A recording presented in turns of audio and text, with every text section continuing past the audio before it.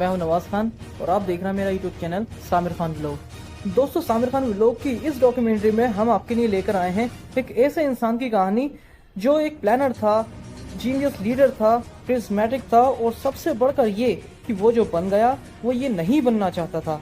वो एक चित्रकार बनना चाहता था, अपने फन से दुनिया को महसूस करना चाहता था, लेकिन इसके हाथों ने बंदूक थाम ली और फिर एक जमाना इसकी आग में जलकर राख हो गया।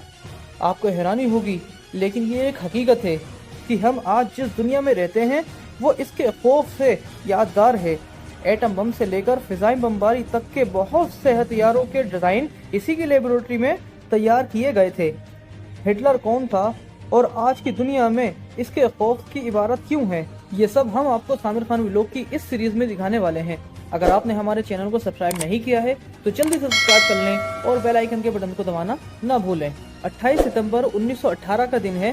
पहली जंग अजीम खत्म हो रही है। पेरिस से 188 किलोमीटर दूर एक कस्बा मार्कोइन है। यहाँ एक बरतानवी सिपाही के निशाने पर एक नौजवान जर्मन सिपाही है जिसे वो छोड़ भी सकता है और मार भी सकता है। जर्मन सिपाही जो असल में डाकिया या कोरियर है, उसे यकीन है कि इसे गोली मार दी जाएगी, लेकिन ऐसा हुआ नहीं। बरतानवी सिपाही डी हेनरी ने इसे गैर मामूली समझकर बंदूक नीचे कर ली और जाने का इशारा किया। बज़ाहिर तो ये जंग असीम के हजारों किस्सों में से एक किस्सा है, लेकिन हेनरी नहीं जानता था कि वो तारीख रकम कर चुका है, क्योंकि जिस शख्स को इसने छोड़ा है वो अडॉल्फ हिटलर है। वही हिटलर जिसकी छेड़ी दूसरी जंग अजीम में 5 करोड़ लोग लुकमाए अजल बन गए थे। पहली जंग अजीम का ये वाकया हिटलर ने खुद उस वक्त सुनाया था जब एक अखबार में इसने बरतानवी सिपाही डी हेनरी की तस्वीर देखी थी। ये तो थी हेनरी की तस्वीर और ये है हिटलर की तस्वीर। ये बड़ी बड़ी मूंछों वाला हिटलर पहली जंग अजीम में बेल्जियम के महाज पर कोरियर या डाकियों की खिदमत अंजाम दे रहा था। जब बरतानवी फौज ने जर्मनों के खिलाफ जहरीली गैस इस्तेमाल की तो इससे बचने के लिए सबने मास्क चढ़ा लिए, लेकिन हिटलर के लिए यहाँ मसला खड़ा हो गया क्योंकि इसकी मूछें मास्क से बाहर रह जाती थीं। चुनांचे हिटलर ने मास्क के साइज के हिसाब से मूछें कटवा ली और यूं हिटलर का वो चेहरा सामने आया जिससे वो आज भी पहचाना जाता है।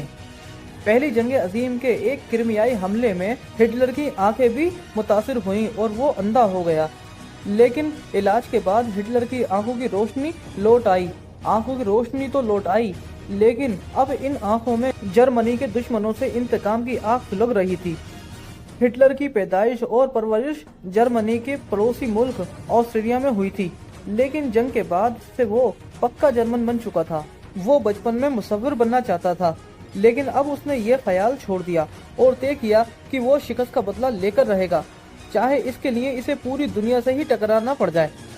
हिटलर ने अपनी सियासी जिंदगी की शुरुआत एक छोटी सी अनजान पार्टी से की थी। इस पार्टी का नाम था जर्मन वर्कर्स पार्टी। ये वही जर्मन पार्टी है जो बाद में नाजी पार्टी के नाम से जानी गई।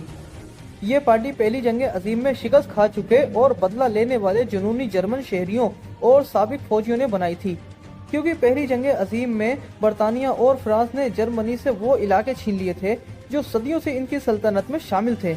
इतना ही नहीं, जर्मन को मजबूर किया गया कि फ्रांस समेत आलमी ताकतों का जो भी नुकसान इस जंग में हुआ है उसका हर्जाना दे। हर्जाने की रकम 96,000 टन सोने के बराबर बनती थी। जी हाँ, 96,000 टन सोने की बराबर। ये जर्मन कौम के लिए बड़ी जिल्लत थी, क्योंकि नाजी पार्टी जबरदस्ती जर्मनी पर मुसल्लत करता शरायत के खिलाफ थी, इसलिए आवाम में मकबूल थी। हिटलर इस पार्टी में प्रोपेगेंडा का इंचार्ज बना था, लेकिन 1921 में पार्टी ने इसे सरबराह मुंतखब कर लिया। दिलचस्प बात यह है कि हिटलर सरबराह बनने के लिए पहले इनकार करता था, लेकिन जब इसने पार्टी का जवाब देखा तो क़यादत संभाल ली। पार्टी हेड बनने के बाद हिटलर ने पार्टी का निशान भी खुद मुंतखब किया। ये निशान आज भी हिंदुस्तान में बुद्धों के द्वारा इस्तेमाल किया जाता है, जो इसे रूहानियत की अलामत मानते थे। हिटलर के दौर में ये निशान पूरे यूरोप में खुशकिस्मती के लिए भी इस्तेमाल होता था। जानते हैं हिटलर ने इसे अपना निशान क्यों बनाया था? इसकी दिलचस्प वजह है, जर्मन समझते थे कि हिंदुस्तानी और जर्मन एक ही नस्ल यानी आर्य नस्ल से ताल्लुक रखते हैं। हिटलर ये निशान, जिसका मतलब स्वास्तिका से है, इसे अलामत समझता था, तो हिटलर ने इसे नाजी पार्टी का निशान बना दिया। लेकिन ये दुनिया है। जो निशान रूहानियत और खुशकिस्मती की अलामत था, इसे हिटलर ने दुनिया में तबाही और दहशतगर्दी की अलामत बना दिया। नाजी पार्टी मकामी सतह की पार्टी थी, लेकिन जब पहली जंग अजीम का हीरो साबिक जनरल एरिक लॉडेनडॉर्फ भी इसमें शामिल हो गया तो इस पार्टी में जान पड़ गई। लॉडेनडॉर्फ जर्मनी का टॉप कमांडर था और इसने पहली जंग अजीम में रूसी फौज को धूल चढ़ाई थी, लेकिन जब बरतानवी फौज मैदान में आई तो लॉडेनडॉर्फ हार गया। लेकिन अब वो सियासी शोहरत के लिए शिकस्त का ठीकरा सियासतदानों पर फोड़कर आवाम को भड़का रहा था। लॉडेनडॉर्फ का साथ मिलने से हिटलर की ताकत बढ़ गई। वो जर्मनी में इंकलाब लाना चाहता था। इसके लिए उसने 1921 में एसए के नाम से एक तंजीम कायम की। इस तंजीम के जर्मन नाम का मतलब था अटैक डिवीजन। इसके कारकुन ब्राउन शर्ट पहनते थे और स्ट्रॉन्ग ट्यूब्स कहलाते थे। इसके कारकुनों से हलफ लिया गया था कि वो हिटलर के नाम पर कट मरेंगे। अगले साल 1922 में इटली में मुसोलिनी कामयाब हुआ तो हिटलर को लगा कि वो भी ऐसी ही कामयाबी हासिल कर सकता है। अब हिटलर इंकलाब का मौका ढूंढ रहा था और वो मौका इसे रोहर ने फराहम किया। रोहर जर्मनी का एक इलाका है जो बर्लिन की मगरिब में नीदरलैंड की सरहद पर कायम है। इस इलाके में कोयलों की खानें और फौलाद की कट्टियाँ थी। जर्मनी जब आलमी ताकतों को हरजाने की रकम अदा न कर सका तो फ्रांस और बेल्जियम ने 1923 में इस रोहर पर कब्जा कर लिया। रोहर एक इंडस्ट्रियल एरिया था। इस पर कब्जे का मतलब था कि इत्तेहादी इस पर से अपने अपने हरजाने की रकम वसूल कर सकें। अब सूरत हाल ये थी कि रोहर पर फ्रांस और बेल्जियम का कब्जा था, लेकिन यहाँ की फैक्ट्रियों में काम जर्मन मजदूर ही कर रहे थे।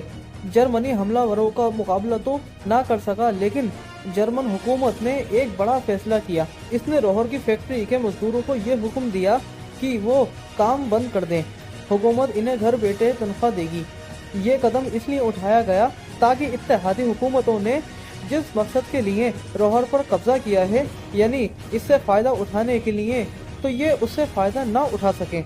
हुकूमत ने ऐलान तो कर दिया, लेकिन खजाने में तनख्वाह के लिए पैसे नहीं थे। चुनांचे हुकूमत ने धड़ाधड़ करेंसी नोट छापी, जिसका नुकसान ये हुआ कि जर्मन करेंसी की वैल्यू गिरते गिरते 2 कौड़ी की हो गई। जर्मन करेंसी की वैल्यू इतनी गिरी कि 1923 में जर्मन में एक डबल रोटी 2 अरब रुपए की मिलने लगी थी। लोग ब्रेड लेने के लिए घर से बाहर जाते तो थैला भर के नोट साथ ले जाते। करेंसी ज्यादा छापने का नतीजा ये निकला कि जिन लोगों ने मेहनत मजदूरी करके 10-20 लाख मार्क जमा किए थे, वो तकरीबन बर्बाद हो गए थे। बैंकों में पड़े करेंसी नोट तकरीबन बेकार हो गए थे। चंद दिनों में अरबपति रोड पर आ गए थे। जर्मन करेंसी की वैल्यू इतनी गिरी कि लोग सर्दी में आग जलाने के लिए गैस चूल्हे की जगह जर्मन करेंसी जलाने लगे। तो ये था वो जर्मनी जो गिरती अर्थव्यवस्था और खराब पॉलिसी की वजह से इनकलाबियों को जन्म देता है। दोस्तों, अडोल्फ हिटलर की डॉक्यूमेंट्री में अब तक के लिए बस इतना ही, और बाकी का हम आपको अगले व्लॉग में बताएंगे। तब तक के लिए मुझे दीजिए इजाजत। आपका दोस्त नवाज खान।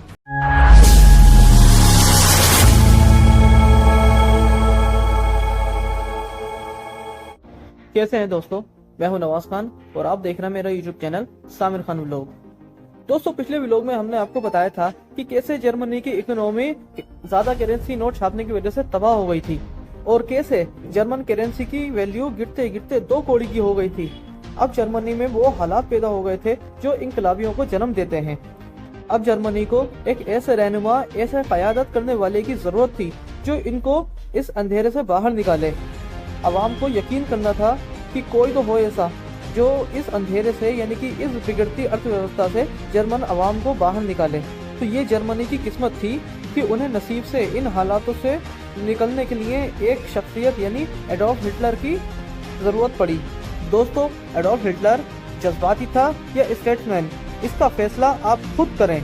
उस वक्त हिटलर अपनी तंजीम ऐसे को मुसल्ला करने का काम मुकम्मल कर चुका था। अब इसकी तंजीम एक आम सियासी जमात नहीं बल्कि इनकलाबी जमात में बदल चुकी थी। सिर्फ यूनिक शहर में इनकी तादाद 3000 सिपाहियों से ज्यादा थी। हिटलर ने मुसोलिनी से मुतासिर होते हुए बाकायदा इंकलाब का ऐलान किया और इसकी क़यादत के लिए उसने यूनिक शहर के बियर हॉल का इंतखाब किया। 8 नवंबर 1923 हिटलर पिस्टल लहराता हुआ बियर हॉल में दाखिल हुआ और शहर पर नाजी हुकूमत के क़याम का ऐलान कर दिया। ऐलान के अगले रोज वो अपने सिपाहियों के साथ शहर के अगले हिस्से पर काबिज होने के लिए आगे बढ़ा। हिटलर को यकीन था कि मुसोलिनी की तरह इसे भी कामयाबी और मकबूलियत मिल जाएगी, लेकिन ये हिटलर की खामख्याली थी। मरकज में जमा होते नाजियों पर जर्मन पुलिस ने फायर खोल दिया। जवाब में नाजी सिपाहियों ने भी फायर खोल दिया। कुछ ही देर में जारी रहने वाले इस मुकाबले में 14 नाजी और 4 पुलिस वाले हलाक हो गए, लेकिन मैदान पुलिस के हाथ रहा। यूं हिटलर की बगावत की पहली कोशिश नाकाम हो गई। हिटलर के ज्यादातर सिपाही तो पकड़े गए और हिटलर फरार होने में कामयाब रहा, लेकिन 2 रोज बाद इसे जर्मन पुलिस ने ढूंढ निकाला और गिरफ्तार करके जेल में डाल दिया। इस बगावत ने पहली जंगे अजीम का हीरो एरिक लॉडेनडॉर्फ भी हिटलर के साथ था। वो भी हुकूमत की लालच में था, इसलिए दोनों पर गद्दारी का मुकदमा चला। लॉडेनडॉर्फ तो साबिक जनरल और बहुत असर रसूख वाला था। वो अपने ताल्लुकात और शोहरत की बुनियाद पर बच निकला। हिटलर को 5 साल कैद की सजा हुई, लेकिन हिटलर के अच्छे चाल चलन और नाजी पार्टी के दबाव में इसे रिहा कर दिया गया। जेल में ही हिटलर ने अपनी किताब माइन कैम्प लिखी, जिसका मतलब था मेरी जद्दोजहद। ये किताब हिटलर के मुस्तकबिल की झलक पेश करती है। किताब में हिटलर ने आर्य जर्मन नस्ल को आला नस्ल के तौर पर पेश किया था, जबकि इस बात पर जोर दिया था कि बाकी दुनिया के इंसान जर्मनों से कम दर्जे के हैं और दुनिया के मसाइल इसी सूरत हल हो सकते हैं जब आलमी हुकूमत जर्मनों के हाथ में हो। अपनी किताब में इसने यहूदियों को जर्मनी के सवाल की वजह भी बताया था। इसकी कैद के दौरान जर्मनी के हालात खराब से खराब होते गए और हिटलर ने क्योंकि निजाम के खिलाफ बगावत की थी, इसलिए वो पूरे मुल्क में मशहूर हो चुका था। लेकिन जर्मनी की जेल में कैद के दौरान इसने ये सीख लिया था कि जर्मनी में इंकलाब बुलेट से नहीं बल्कि बैलेट से लाना ज्यादा आसान है। चुनांचे जेल से निकलते ही इसने पार्टी को इलेक्शन के लिए तैयार करना शुरू कर दिया। इस दौरान वो मसला भी हल हो चुका था जिसने हिटलर को बगावत करने के दौरान जेल पहुंचाया था, यानी फ्रांस और बेल्जियम ने रोहर खाली कर दिया था और इसकी वजह थी अमेरिका। जी हाँ दोस्तों, अमेरिका ने जर्मनी को हर्जाना देने और सनद चलाने के लिए भारी कर दे दिया था। अमेरिकी गारंटी मिलने के बाद बेल्जियम और फ्रांस खुद ही पीछे हट गए। इन हालात में हिटलर इलेक्शन के लिए मैदान में उतरा तो इसे पार्टी के लिए प्रोपेगेंडा चलाने वाले की एक काबिल शख्स की जरूरत हुई और इसकी नजर में ये काबिल शख्स था गोयबल्स। गोयबल्स के पांव बचपन से ही पोलियो की वजह से टेढ़े थे और वो लंगड़ाकर चलता था, लेकिन वो प्रोपेगेंडा का मास्टर था। गोयबल्स कहता था कि झूठ इतना ज्यादा बोलो और इतना मुसलसल बोलो कि सच लगने लगे। हिटलर का गोयबल्स को प्रोपेगेंडा का इंचार्ज बनाने का फैसला दुरुस्त साबित हुआ और गोयबल्स ने हिटलर के नजरियात को सारे जर्मनी में फैला दिया। प्रोपेगेंडा के बाद दूसरा मसला था फंड का, लेकिन ये मसला भी जल्द ही हल हो गया। इसकी वजह थी कम्युनिस्ट धड़े। ये लोग ट्रेड यूनियन की मदद से ताकत हासिल कर रहे थे। जर्मनी का दौलतमंद तबका और मिडिल क्लास लोग दोनों इनसे खौफजदा थे। अगर कम्युनिस्ट की हुकूमत आ गई तो इनकी फैक्ट्री छीन जाएगी, इसलिए उन्होंने कम्युनिस्टों के खिलाफ हिटलर को दिल खोल कर पैसा दिया। हिटलर के कारकुनों में अमेरिकी जमाना फोर्ड कार कंपनी का मालिक हेनरी फोर्ड भी शामिल था। हेनरी ने जंग के दिन में भी हिटलर की माली मदद की थी। हिटलर ने आवाम में अपना इमेज बेटर करने के लिए मशहूर किया कि वो एक सादा शख्स है जो सिगरेट, शराब और नशे से परहेज करता है और वेजिटेरियन है। हिटलर के खौफ से नाजी अफसर छुपकर सिगरेट पिया करते थे। ये बात और है कि हिटलर खुद भी छुपकर अफीम का नशा करता था। जब 1928 में पार्लियामेंट के चुनाव हुए तो उसमें हिटलर का पार्लियामेंट की 627 में से सिर्फ 12 सीट मिली और 2.6% वोट मिले। ये हिटलर के लिए बहुत बुरी खबर थी। लेकिन अगले बरस जर्मनी से हजारों किलोमीटर दूर अमेरिका में एक ऐसा वाकया हुआ जिससे हिटलर का वोट बैंक कई गुना बढ़ गया। हुआ यूं कि 29 अक्टूबर 1929 को अमेरिका स्टॉक मार्केट क्रैश कर गई। इस वाकये से पूरी दुनिया में माशी बहरान आ गया और ये ग्रेट डिप्रेशन कहलाया। ग्रेट डिप्रेशन की वजह से जर्मनी में अमेरिकी कर्ज रुक गया और फैक्ट्री बंद हो गई और 61 लाख वर्कर्स बेरोजगार हो गए। हिटलर ने इन हालात का फायदा उठाया और खुद को मसीहा के तौर पर पेश किया। माशी बहरान की वजह से हुकूमत ने इस्तीफा दे दिया था। 1930 को फिर इलेक्शन हुए और हिटलर को 18% वोट मिले, लेकिन हुकूमत बनाने की पोजीशन में अब भी नहीं था। इस दौरान हिटलर को जज्बाती धचका भी लगा जब इसकी महबूबा गेली ने खुदकुशी कर ली। गेली इसकी सौतेली बहन की बेटी थी। हिटलर कई हफ्तों तक सदमे में रहा और इसने गेली को अपनी जिंदगी का इश्क करार दिया। लेकिन फिर वो एक दुकान में काम करने वाली ईवा ब्राउन के इश्क में गिरफ्तार हो गया। ईवा को जिम्नास्टिक का भी शौक था और वो घूमने फिरने वाली और पार्टियों का शौक भी रखने वाली लड़की थी, लेकिन इसे सियासत से कोई दिलचस्पी नहीं थी। हिटलर चाहता तो ईवा से फौरन शादी कर सकता था, लेकिन इसने ईवा से न सिर्फ शादी की बल्कि कई सालों तक अपने इश्क को दुनिया से छुपा कर भी रखा, क्योंकि हिटलर के मुताबिक ये मशहूर किया गया था कि उसका इश्क जर्मनी है और वो जर्मनी से शादी कर चुका है। इसलिए जर्मन कौम हिटलर की जिंदगी में किसी लड़की की मौजूदगी से बड़े अरसे तक बेखबर रही। सिर्फ हिटलर के बहुत करीबी लोगों को ही ईवा से मुलाकात की इजाजत थी। दोस्तों, इसके बाद क्या हुआ, इसके बाद की सारी कहानी हम आपको हिटलर के अगले व्लॉग में बताएंगे। तब तक के लिए मुझे दीजिए इजाजत। आपका दोस्त नवाज खान।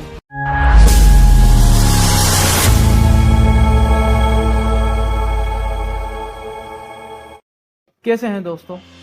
हिटलर की पहली महबूबा का इंतकाल होने के बाद हिटलर ने एक दूसरी लड़की जो एक दुकान में काम करती थी, ईवा ब्राउन नाम की, जिसको पूरे जर्मनी की आवाम से छुपाया गया था। यहाँ तक कि उसने अपने बहुत से लीडरों और बहुत से ओहदेदारों को भी इस नाम से छुपाया था।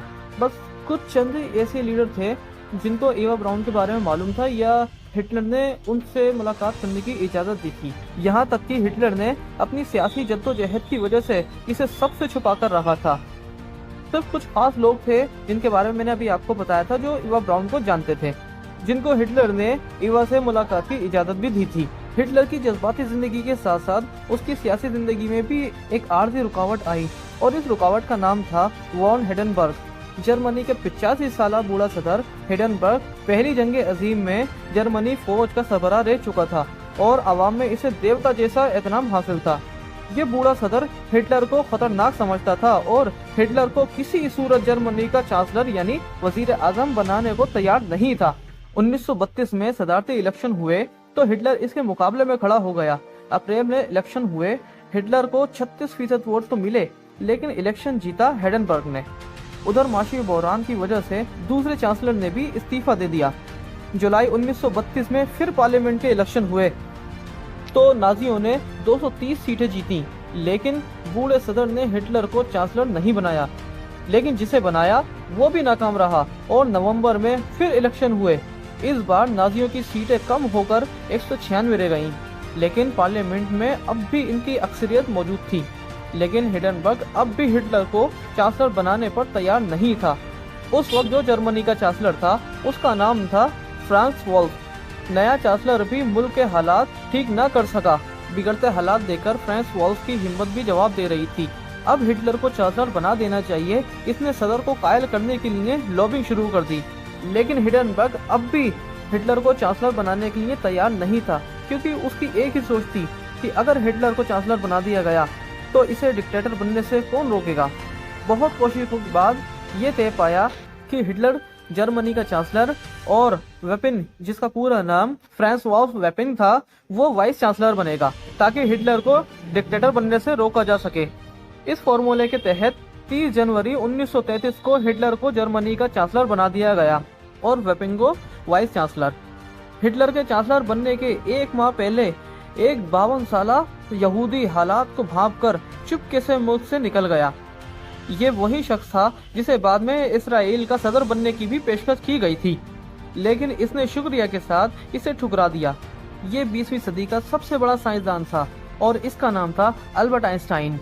हिटलर ने चांसलर बनने के 4 हफ्तों बाद फिर पार्लियामेंट के इलेक्शन का ऐलान कर दिया, क्योंकि ये अपनी सीटें बढ़ाना चाहता था। इलेक्शन की तैयारियां जारी थी कि 27 फरवरी को जर्मनी की पार्लियामेंट की इमारत को आग लगा दी गई। आग लगाने वाला एक कम्युनिस्ट था। हिटलर ने इस वाक़ये का फायदा उठाया और कम्युनिस्ट के खिलाफ प्रोपेगेंडा करके और बहुत से वर्कर को साथ मिला लिया। 23 मार्च को इलेक्शन हुए तो हिटलर ने पार्लियामेंट की 647 सीटों में से 288 सीटें जीत ली और पार्लियामेंट से एक डिक्टेटर जैसे इख्तियारात हासिल कर लिए। हिटलर ने इख्तियारात मिलते ही मुल्क से मौजूद बाकी सियासी जमातों पर भी पाबंदी लगा दी।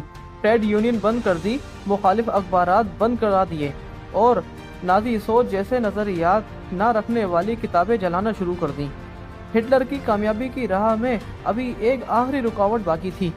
एक शख्स था रूहान एरिस, हिटलर की तंजीम एसए का कमांडर। इसका काम था हिटलर के मुखालिफिन के जलसों पर हमला कराना। ये हिटलर का साथी था, लेकिन अब हिटलर को इससे ज्यादा जरूरत जर्मन फौज की थी और जर्मन फौज इस शख्स को पसंद नहीं करती थी। जर्मन जनरलों को लगता था कि रूहान ऐसे की मदद से मुल्क पर कब्जा करना चाहता है, इसलिए वो रूहान को रास्ते से हर सूरत हटाना चाहते थे। हिटलर ने जनरलों को साथ मिलाने के लिए रूहान को रास्ते से हटाने का मंसूबा बना लिया। 30 जनवरी 1934 की रात हिटलर के जाती गार्ड जो SS कहलाते थे और ब्लैक शर्ट पहनते थे, उन्होंने रूहान एरिक समेत 400 लोगों को कत्ल कर दिया। ये कत्ल होने वाले वो लोग थे जिन्हें हिटलर नापसंद करता था, जिन्हें फौज अपने लिए खतरा समझती थी। इस रात को लंबे चाकों की रात कहा जाता है। इस कत्ले आम से फौज और हिटलर के ताल्लुकात ठीक हो गए। कुछ दिन बाद हिटलर ने वाइस चांसलर वेपन को भी घर भेज दिया, यानी उसे बर्खास्त कर दिया। यूं अब सब समझ गए थे कि हिटलर को सियासी तौर पर कंट्रोल करना मुश्किल ही नहीं, अब नामुमकिन हो गया है।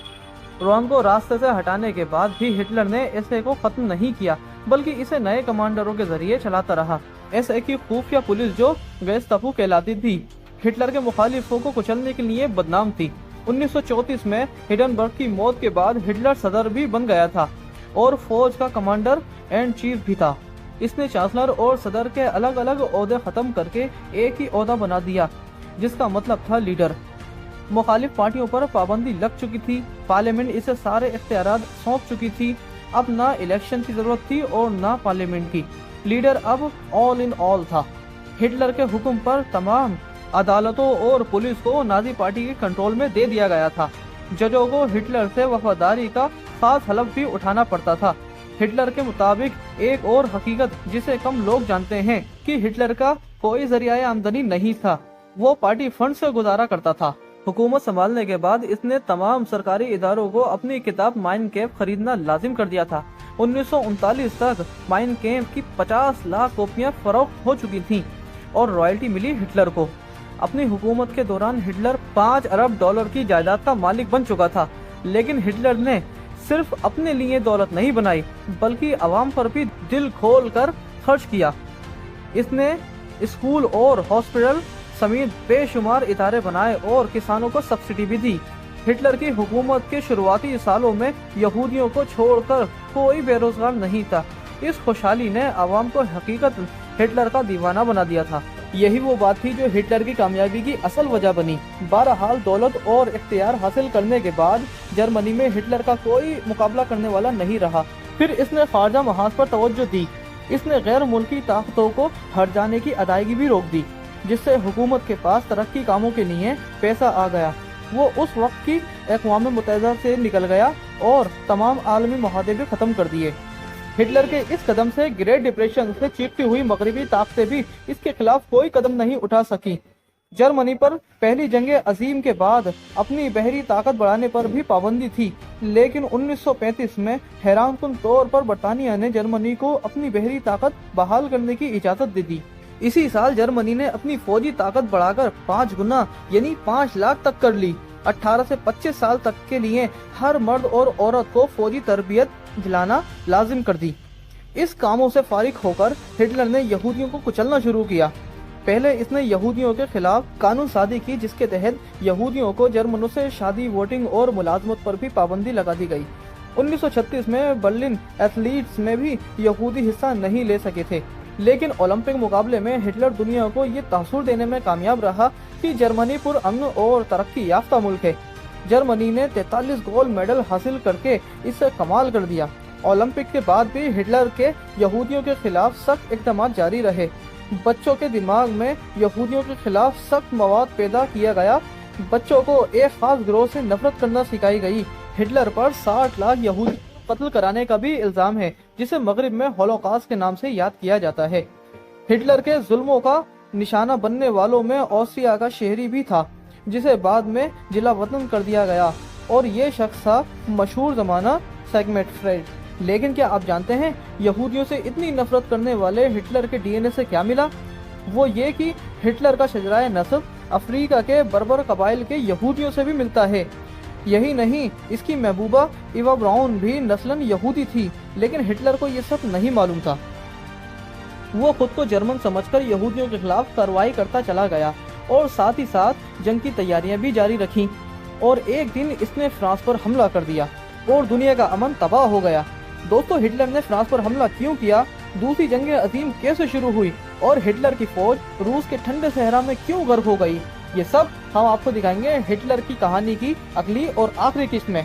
दोस्तों, अगर हिटलर की कहानी आपने शुरू से नहीं देखी है तो हमारे चैनल पर जाके किस्त नंबर 1 से ये कहानी देख सकते हैं और नीचे कमेंट बॉक्स में हमें अपने नजरियात बता सकते हैं कि हिटलर की कहानी में और क्या क्या था जो हमने आपको अपने व्लॉग में नहीं बताया। तो दोस्तों, अब तक के लिए बस इतना ही। मुझे दीजिए इजाजत। आपका दोस्त नवाज खान।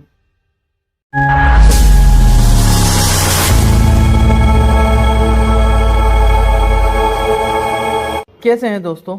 हमला कर दिया। हिटलर ने इल्जाम लगाया कि ये हमला पोलैंड ने कराया है।